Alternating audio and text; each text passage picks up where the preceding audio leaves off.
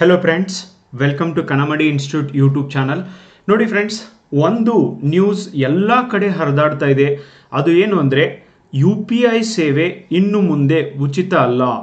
2,000 ರೂಪಾಯಿ ಮೇಲ್ಪಟ್ಟ ಟ್ರಾನ್ಸಾಕ್ಷನ್ಗಳಿಗೆ MDR ಶುಲ್ಕವನ್ನು ಹಾಕಲಾಗುತ್ತೆ ಅಥವಾ GSTನ ಹಾಕಲಾಗುತ್ತೆ ಅನ್ನುವಂಥ ನ್ಯೂಸು ಎಲ್ಲ ಕಡೆ ಹರಡ್ತಾ ಇದೆ. ಆದರೆ ನಿನ್ನೆ ಇದ್ರ ಬಗ್ಗೆ ಈವನ್ ಸರ್ಕಾರ ಮತ್ತು RBI ಕೂಡ ಒಂದು ಕ್ಲಾರಿಟಿನ ಕೊಟ್ಟಿದ್ದಾರೆ.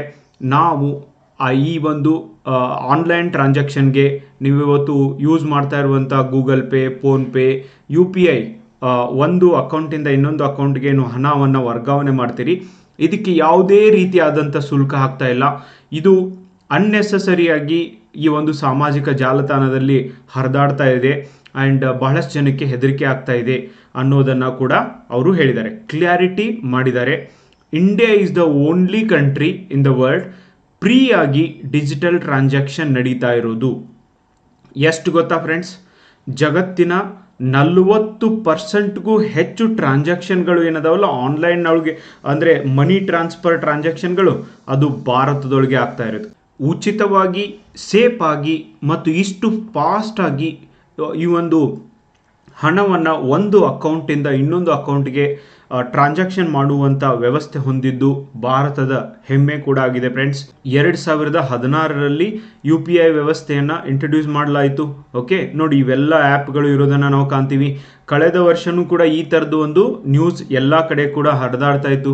ಓಕೆ, ಸೊ ಇವತ್ತು ಹೇಳ್ತಿದ್ದಾರೆ MDR ಶುಲ್ಕ ಆಗುತ್ತೆ ಅಂತ. MDR ಶುಲ್ಕ ಅಂದರೆ ಏನು ನೋಡಿ, MDR ಅಥವಾ ಮರ್ಚೆಂಟ್ ಡಿಸ್ಕೌಂಟ್ ರೇಟ್ ಅಂತ ಇದಕ್ಕೆ ಕರೀತಾರೆ. ವ್ಯಾಪಾರಿಗಳು UPI ಸೇವೆ ಮೂಲಕ ಹಣ ಪಡೆಯಲು ಇದರ ಪ್ರೊಸೆಸಿಂಗ್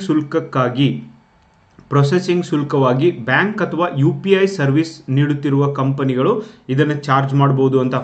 ಭಾರತದೊಳಗೆ ಇದನ್ನೂ ಕೂಡ ಚಾರ್ಜ್ ಮಾಡ್ತಾ ಇಲ್ಲ ಅಂತಾನೆ ಸರ್ಕಾರ ನಮಗೆ ಕ್ಲಾರಿಟಿನ ಕೊಟ್ಟಿದೆ. 2,000 ಅಲ್ಲ, ನೀವು ಎಷ್ಟೇ ಟ್ರಾನ್ಸಾಕ್ಷನ್ ಮಾಡಿದರೂ ಕೂಡ ಯಾವುದೇ ರೀತಿಯಾದಂಥ ಶುಲ್ಕವನ್ನು ಸರ್ಕಾರ ವಿಧಿಸ್ತಾ ಇಲ್ಲ. ಆದರೆ ಮುಂಬರುವ ದಿನಗಳಲ್ಲಿ ಅಫ್ಕೋರ್ಸ್ ಇವತ್ತು ATMsಗಳು ಆಲ್ಮೋಸ್ಟ್ ಜನ ಯೂಸ್ ಮಾಡ್ತಾ ಇಲ್ಲ. ಮುಂದಿನ ದಿನಗಳಲ್ಲಿ ಇದಕ್ಕೆ ಡೆಫಿನೆಟ್ಲಿ ಸರ್ಕಾರ ಒಂದು ಚಾರ್ಜಸ್ ಅಂತ ಮಾಡಬಹುದು ಅಥವಾ ರೆಸ್ಟ್ರಿಕ್ಷನ್ನು ಹಾಕಬಹುದು. ಓಕೆ, ಅದು ಬರ್ಬೋದು, ಬಟ್ ಈ ಸದ್ಯಕ್ಕಂತೂ ಇಲ್ಲ.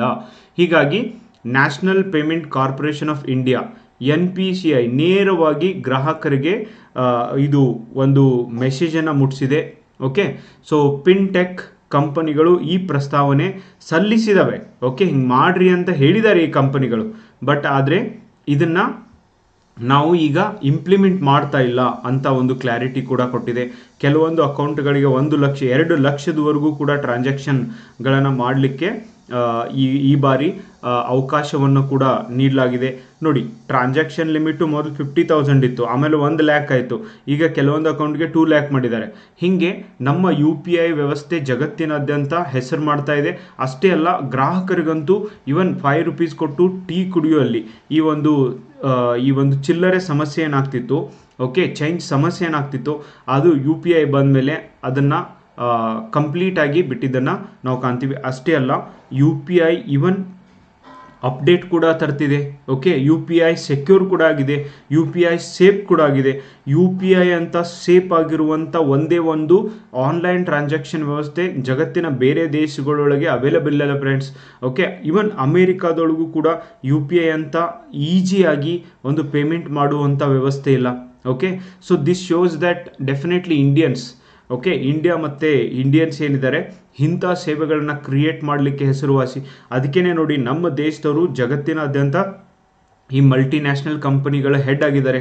ಅದಕ್ಕೆ ಮೂಲ ಕಾರಣನೇ ಈ ಟ್ಯಾಲೆಂಟ್. ಓಕೆ, ಸೊ ಹಾಗಾಗಿ ಯಾರೂ ಕೂಡ UPI ವ್ಯವಸ್ಥೆ ಬಗ್ಗೆ ನೀವು ಭಯ ಪಡುವಂಥ ಅವಶ್ಯಕತೆ ಇಲ್ಲ.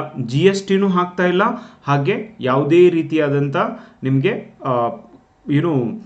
ಈ ಒಂದು ಟ್ರಾನ್ಸಾಕ್ಷನ್ ಮೇಲೆ ಚಾರ್ಜಸ್ಗಳನ್ನು ಕೂಡ ಹಾಕ್ತಾ ಇಲ್ಲ ಫ್ರೆಂಡ್ಸ್. ಓಕೆ, ಸೊ ಅದರಿಂದ ನೀವು ಆರಾಮಾಗಿರ್ಬೋದು. And one of the largest transaction ಆಗ್ತಾ ಇದೆ 2024ರಲ್ಲಿ ಅತಿ ಹೆಚ್ಚು ಟ್ರಾನ್ಸಾಕ್ಷನ್ ಆಗಿದ್ದನ್ನು ಕಾಣ್ತೀವಿ. ವರ್ಷದಿಂದ ವರ್ಷಕ್ಕೆ ಜನ ಈ UPI ಉಪಯೋಗ ಮಾಡುವವರ ಸಂಖ್ಯೆ ಕೂಡ ಹೆಚ್ಚಾಗಿದೆ.